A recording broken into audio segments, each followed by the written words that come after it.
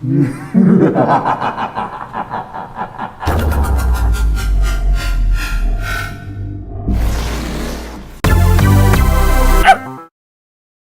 up guys, Stormi the Folf here, and today I want to give you all a bit of a crash course 101 guide on going to your first furry convention.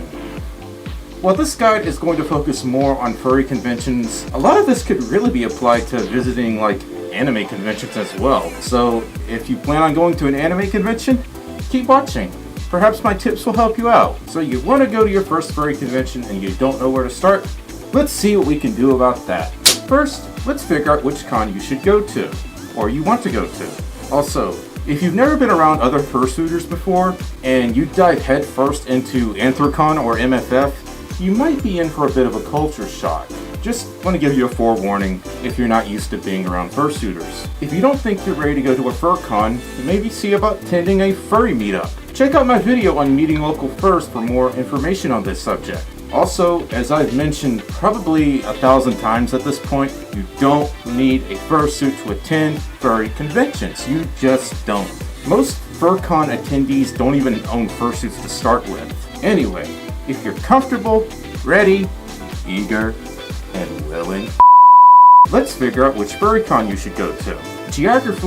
What is geography? Geography can often play a huge role in determining what you can afford with regards to traveling to a furry convention. Keep in mind there are many furry conventions all over the world taking place at different times of the year. If this is your very first furry convention, it might be wise to pick one within close proximity to save time and, more importantly, money. It can be a little scary traveling 16 hours from home to a furry convention. Plus, a 16-hour drive isn't fun, not at all. But flying to a convention that's thousands of miles away isn't cheap either. While you can fly to a convention, this can get expensive very quickly, especially if you're going with multiple people. Upwards to $600 or more. Also, attending a con can grow to be quite an expensive adventure. Anyway, let's see if we can find a nearby furry convention. Pull up Google and type in furry conventions near me. You should see the furry convention map WikiFur link. Go to that page and you'll see a map of all the currently known furry conventions all over the globe. So find a furry convention near you, and if there isn't one near you, like within a few hours or whatever, you might have to suck it up and pick one a little further away than you like, or just wait for one to pop up near you when that happens. Like for me, FWA used to be the closest furry convention, and that was a 6-hour drive. That was the closest furry convention near me until we finally got a local furry convention until we got a local furry con this year known as Emerald Fur Summit. But that's another story for another day. Once you've chosen your convention, determine the start date, the con schedule, and as soon as you possibly can, reserve a room. Hotel space, especially at big furry cons like Anthrocon and Midwest Fur Fest, could sell out faster than you could even imagine. Rooms can sell out several months before the con even starts.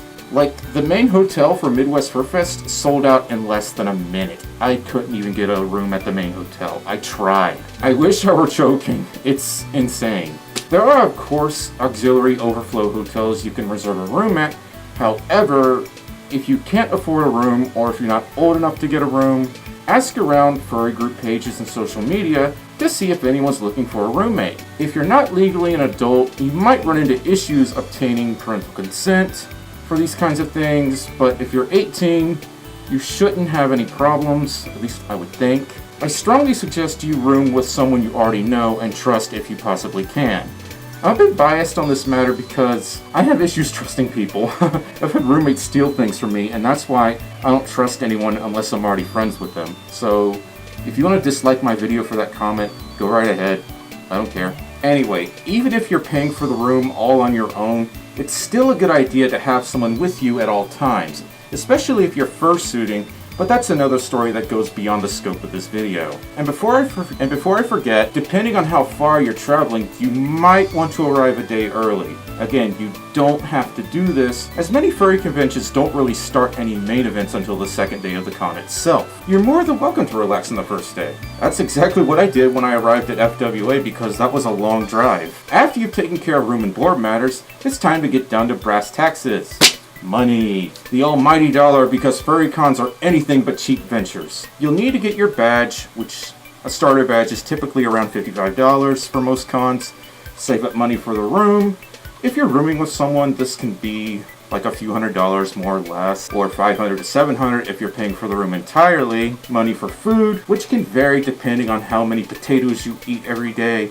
So I would save like around $100-ish. And of course, a little spending money for con swag, which can be $50 and up, depending on how thrifty you feel that day. Now this excludes other expenses like gas or plane tickets. Those alone can add anywhere from like $30 to $600 or more unless you live right next to the con center. If you're like me and you like to live cheaply, at least with traveling, just drive or go with someone that's driving. Plane tickets can add up so quickly and so fast if you have multiple people, whereas, at least in my car, if you wanted to travel to, I don't know, MFF, might cost you a few $100s in gas, whereas plane tickets alone are a few $100s each, typically, or more.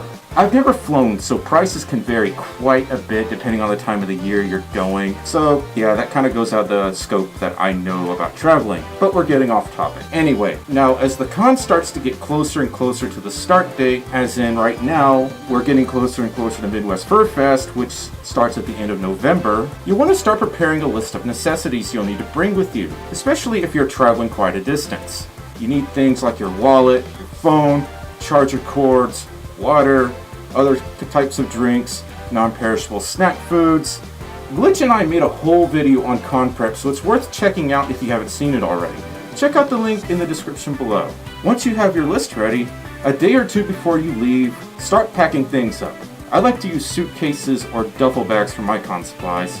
If you have a small car like I do, you might have to play a little bit of Tetris to make everything fit. Anyway, once everything is packed, double, no, triple check to make sure you didn't forget anything important that you might need for the con.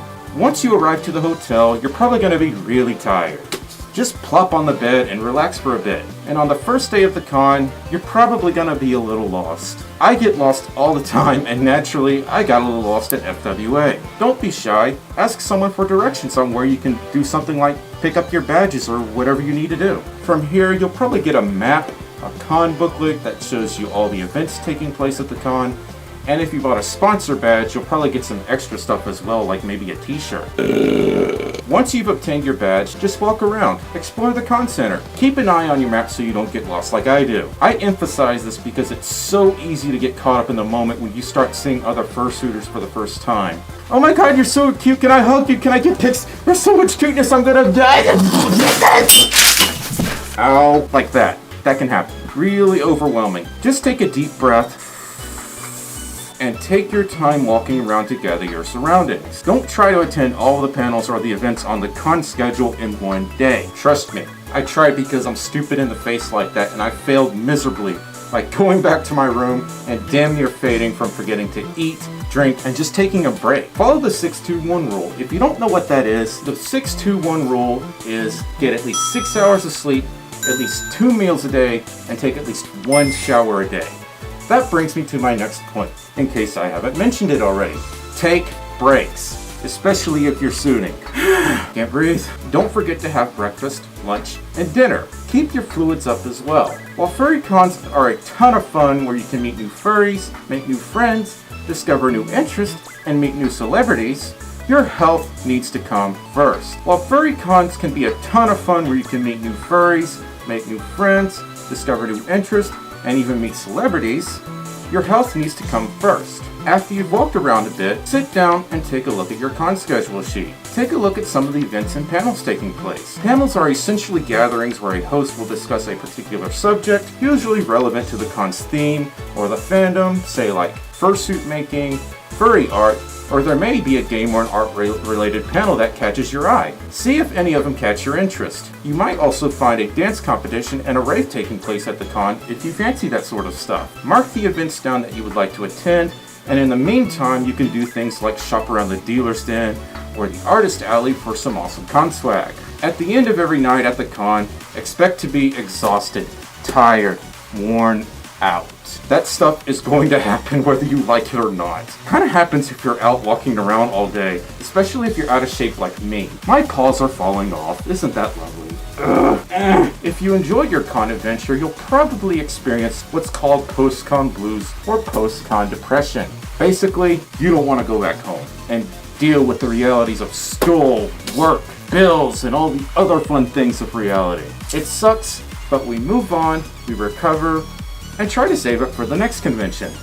At least, that's what I try to do anyway. Anyway, I hope this video wasn't too long and boring and drawn out, and that you all found it at least somewhat helpful and enjoyable. If you have any other ideas on what videos I should make in the future, or if you think I should cover another video that covers aspects of furry conventions, let me know in the comments below. If you like this video, give it a like, leave a comment, subscribe, and ring that bell, thingamabob, or whatever it is, and share it. Anyway, I'll see you guys next time. Bye-bye!